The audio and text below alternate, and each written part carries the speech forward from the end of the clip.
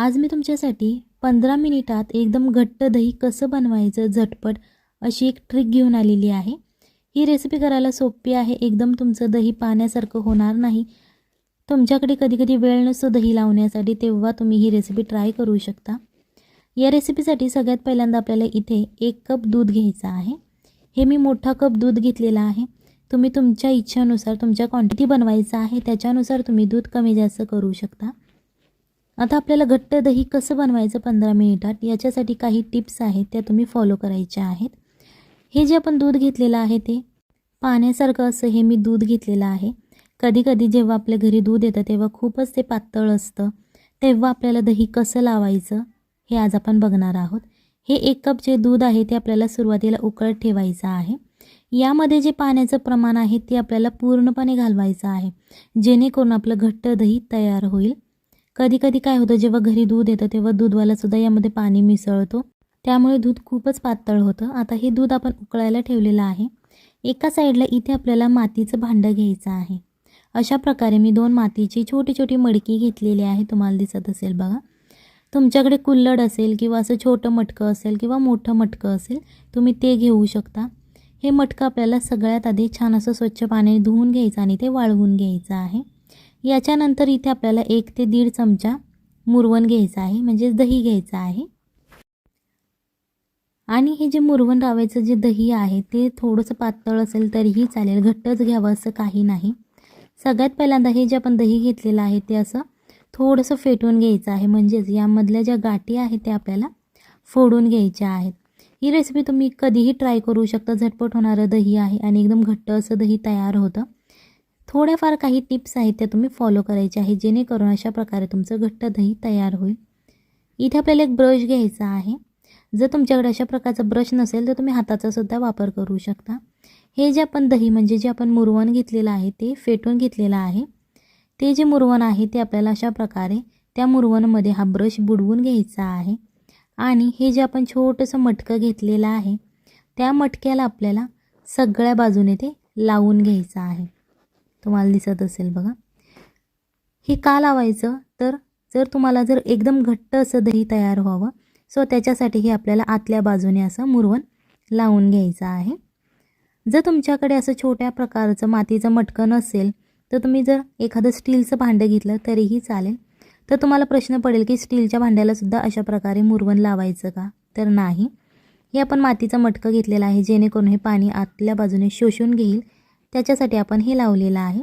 जर तुम्ही स्टीलच्या भांड्यामध्ये लावत असाल तर अशा प्रकारे आतल्या बाजूने मुरवण नाही लावलं तरीही चालेल। आता हे जे आपण दूध उकळायला ठेवलेलं आहे तुम्हाला दिसत असेल बघा, छान असं उकळलेलं आहे आणि ही जी वाफ वरती चाललेली आहे ती यामध्ये जे दुधातलं पाणी आहे ते त्याचं बाष्पीभवन होत आहे। सो अशा प्रकारे आपल्याला हे दूध आटवून घ्यायचं आहे। तुम्हाला दिसत असेल बघा, दूध असं घट्ट व्हायला सुरुवात झालेली आहे। जास्त वेळ लागत नाही। जर तुमचं जास्तच दूध पातळ असेल तर 5 ते 6 मिनिटे तुम्हाला लागू शकतात, आणि जर तुमचं दूध मीडियम असेल तर तुम्हाला 2 ते 3 मिनिटातच हे जे तुमचं दूध आहे ते घट्ट व्हायला सुरुवात होते।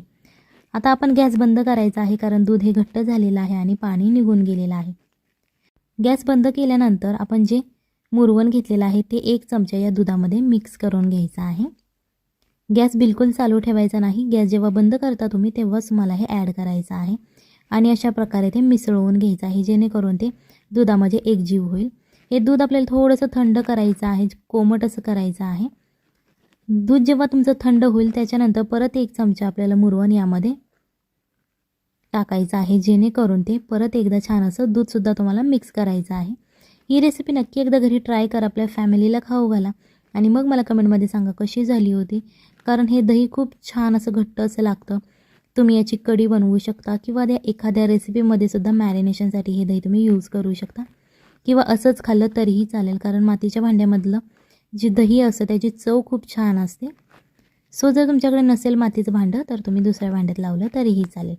आता आपण जे मुरवण लावलेलं मडकं होतं ते तुम्हाला दिसत असेल बघा, जे दहीमध्ये पाणी होतं ते मडक्याने पूर्णपणे शोषून घेतलेलं आहे। सो अशा प्रकारे तुम्हाला हे आता भांडं घ्यायचं आहे, पूर्णपणे पाणी या मडक्याने शोषून घेतलेलं आहे। तुमच्याकडे जर चिनी मातीचं वगैरे भांडं असेल तुम्ही ते घेऊ शकता, पण मडक्याचं जर तुम्ही घेतलं तरीही चालेल। ही जे मी कप घेतलेला आहे जो तुम्हाला कुल्हड दिसत आहे हा चिनी मातीचा आहे। सो अशा चिनी मातीच्या भांड्याच्या जागी अशा प्रकारचं जर तुमच्याकडे मातीचं असेल तर तुम्ही ते घ्या, पण हे घेऊ नका, कारण आपण हे कुकरमध्ये ठेवणार आहोत. सो त्याच्यासाठी चिनी मातीचं कोणतंही भांडं तुम्ही वापरू नका. मातीचं, स्टीलचं, जर्मलचं वापरलं तरीही चालेल. हे जे दूध आहे ते आता आपण या मडक्यामध्ये ओतून घेतलेलं आहे.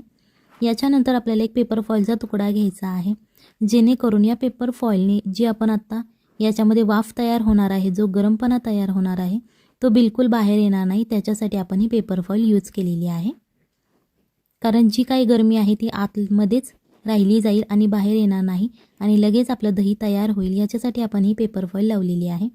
इथे आपल्याला एक कुकर घ्यायचा आहे.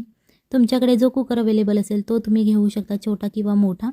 त्यामध्ये फक्त तुमचं भांडं नीट बसलं पाहिजे याच्या प्रमाणात तुम्हाला तो कुकर घ्यायचा आहे. कुकरमध्ये 1 ते 1.5 ग्लास तुम्हाला पाणी घालायचं आहे आणि अशा प्रकारे होलवाली जर तुमच्याकडे जाळी असेल ती तुम्ही कुकरच्या तळाशी ठेवू शकता आणि जर नसेल तर तुम्ही एखादी डिश चपटी आकाराची ठेवली तरीही चालेल. तुम्हाला दिसत असेल बघा, पाणी आता उकळायला लागलेलं आहे. सो आपण जो मटका घेतलेला आहे दह्याचा, दूध ओतलेला, तो मटका आपल्याला याच्या मध्यभागी ठेवायचा आहे. आणि याच्यानंतर आपल्याला काय करायचं आहे, कुकरचं जे झाकण असतं ते झाकण घ्यायचं आहे आणि ते झाकण आपल्याला यामध्ये लावून घ्यायचं आहे आणि शिट्टी काढायची आहे. इथे तुम्हाला लक्षात ठेवायचं आहे, शिट्टी बिलकुल ठेवायची नाही आणि 15 मिनिटे मीडियम आचेवरती तुम्हाला हे असंच ठेवायचं आहे. 15 मिनिटे झाल्यानंतर आपल्याला हे 15 मिनिटानंतर थोडासा कुकर थंड होऊन द्यायचा आहे आणि त्याच्यानंतरच तुम्हाला हे झाकण काढायचं आहे. अगोदर काढू नका, नाही तर वाफ तुमच्या तोंडावरती येईल. सो त्याच्यासाठी थोडंसं थंड झाल्यानंतरच काढायचं आहे. मी थंड झाल्यानंतर काढलेलं आहे, फक्त थोडीशीच वाफ यामध्ये शिल्लक आहे.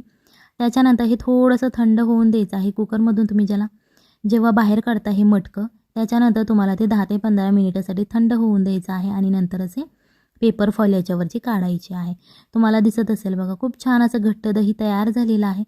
आता आपण हे चमच्याच्या मदतीने काढणार आहोत. जर तुम्हाला थंड दही खायचं असेल तर तुम्ही फ्रीजमध्ये ठेवूनसुद्धा हे दही खाऊ शकता. तुम्हाला दिसत असेल बघा, एकदम पातळ पाण्यासारख्या दुधाचं आपण हे घट्ट असं दही तयार केलेलं आहे. चला तर मग भेटूयात पुढच्या रेसिपीमध्ये. तोपर्यंत बाय बाय, टाटा.